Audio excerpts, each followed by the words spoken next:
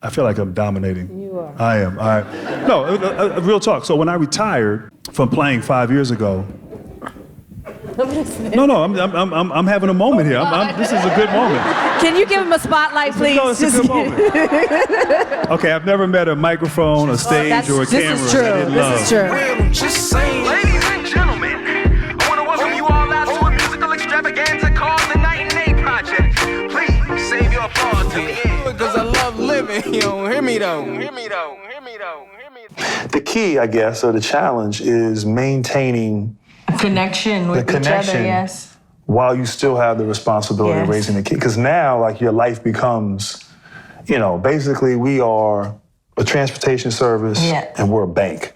Yes. I mean, literally, that's what we do. Mm-hmm. We drive them everywhere and we pay for everything. And we were never good at anything in their eyes. Like, I beat Leia in a race the other day, and she's like not letting it go. They give us no love. Like I was a scrub basketball player. Yeah, I was like not athletic at all. To me, it just does like bar mitzvahs.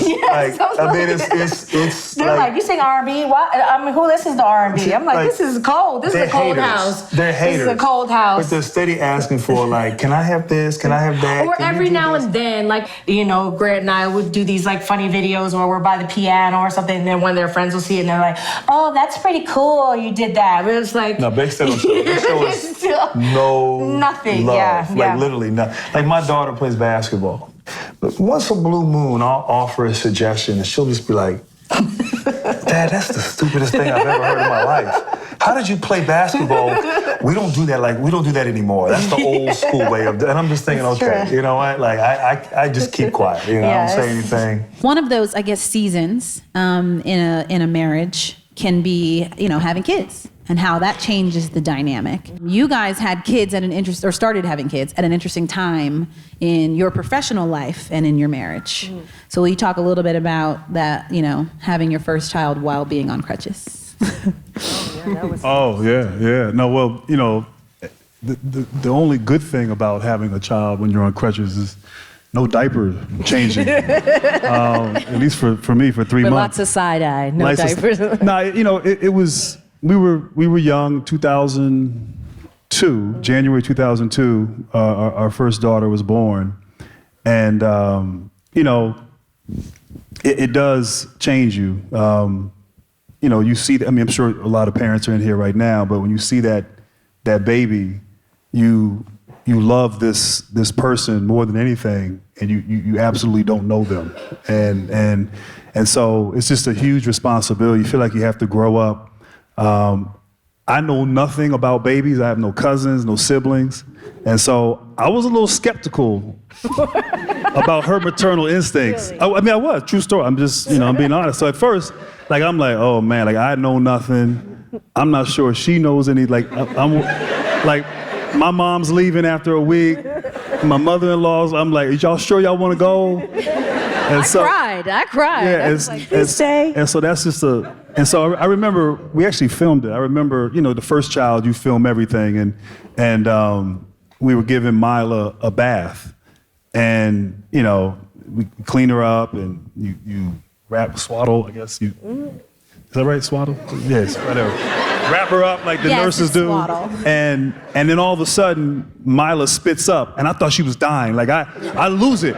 I'm like, what's going on? She's choking. She's, and Tamia's just like looking at me like, you shut up. She just coughed. She spit up. And so, but, she stepped up. I mean, she did. I mean, she was and is an amazing mom.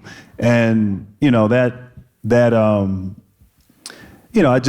an appreciation for that. And even now, I still don't know what I'm doing. And so with her career and the sacrifice, as an athlete, you just continue doing what you're doing. And sometimes even Tamia, she'll get mad at me like, you go out of town and you just leave and then everything just has to work. And then, I go out of town, I got to set this up, I got to set that up. And so you don't, you just go. You're like, I got to go to Atlanta. Can you make it on Wednesday? He's like, yeah, I can be there on Wednesday. And then you just tell me I'm going and then I got to do this and do that. And you know what? She's right. She's right about that. And I do appreciate, so when I do appreciate that. Aww. But sometimes I get an earful about that. But it's true. I mean, Yeah, it's tough. And so I have a strong mother. I have a strong mother-in-law, grandparents, and and I have a strong wife. And I'm thankful for that. And a strong wife who's a great mother. Yeah, thank you. I have a question, I guess. This is not directed at you, I promise. But I 100%. Oh, boy. Well, it's kind of a question out there. I 100% relate to what you just said. My husband will just go when he needs to go, and he'll work late when he needs to work late. And he is, this is, so. Cody, It's not directed at you, though. It's not for you. Here's the thing. Hold on. I appreciate you for handling those times very much.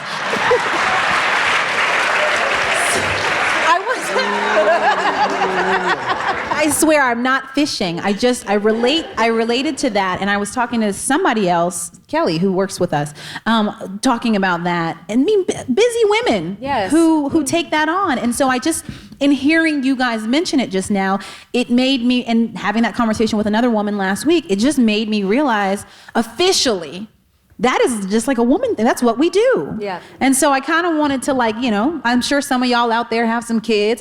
Can I get a little clap if we're not the only two? Yeah. Okay. Yeah.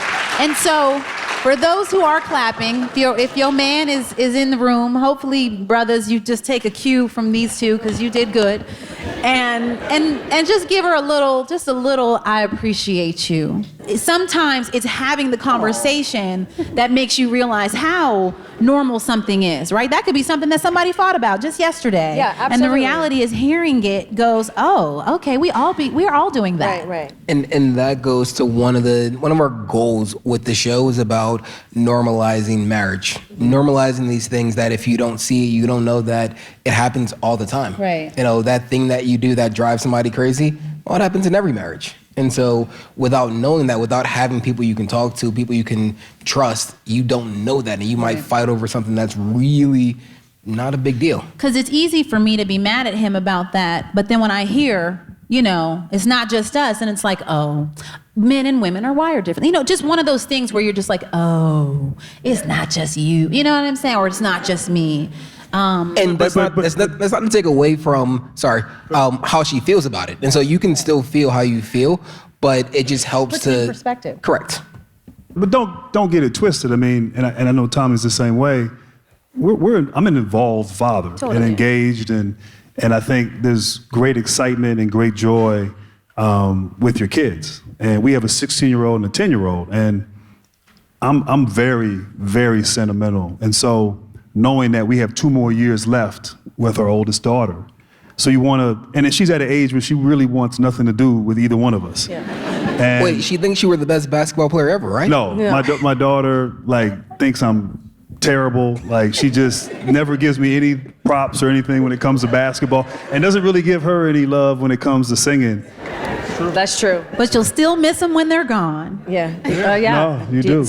You do. And to that point too, you can see where couples, you get so consumed that you lose that, and you have to still work at that and carve out time and make time for one another. And whether that's, going to the movies, going on a date, or just, sitting on the couch watching TV, but you got to make time for one another. Because the kids are active and busy, and that's a huge responsibility. And so, that's something that I think, so I feel like I'm dominating. You are. I am. All right. No, real talk. So when I retired from playing 5 years ago, I'm having a moment here. This is a good moment. Can you give him a spotlight, please? No, it's a good moment. Okay, I've never met a microphone, a stage, or a camera. This is true. I didn't love. This is true. But no, I mean, when I retired, I stayed busy. And I jumped into a number of different things because a lot of athletes who retire, depression is big. And a lot of people try to find fulfillment. And you can't find that fulfillment that replaces, the love of your sport. And so I jumped into a number of different things, trying to stay busy, trying to figure out sort of, okay, what's next? And I've been fortunate to do a lot of really wonderful things. But I think at times things got a little out of balance. And so you kind of are away from your family more and just trying to do all these different things. And I think she thought when I retired, like I'm on a rocking chair drinking lemonade, like I'm home. And so I kind of this last year, sort of pulled back and started to just, because I want to be at home with my wife. I want to be able to do things with the kids.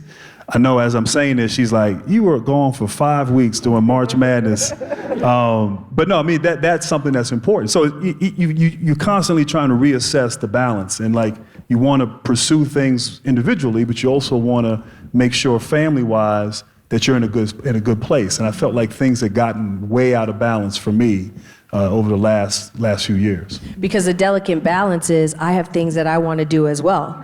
And so there are children involved, and I have terrible mommy guilt. So whenever I'm gone, I feel like things won't go as smoothly as they would if I was there, even though sometimes they go better, actually. Sometimes I'm there to mess things up. But if I'm gone, I like if he's there, and if he's gone, I like to be home. So if we aren't connecting schedule-wise, if we're both on the same path trying to chase something at the same time, it makes things, kind of difficult, because obviously our children come first. And so, I think the balance is to stand together and appreciate each other and support each other in your dreams and your goals, but do it together. It's important. They didn't clap it's for me. important. Yeah. I can sing too.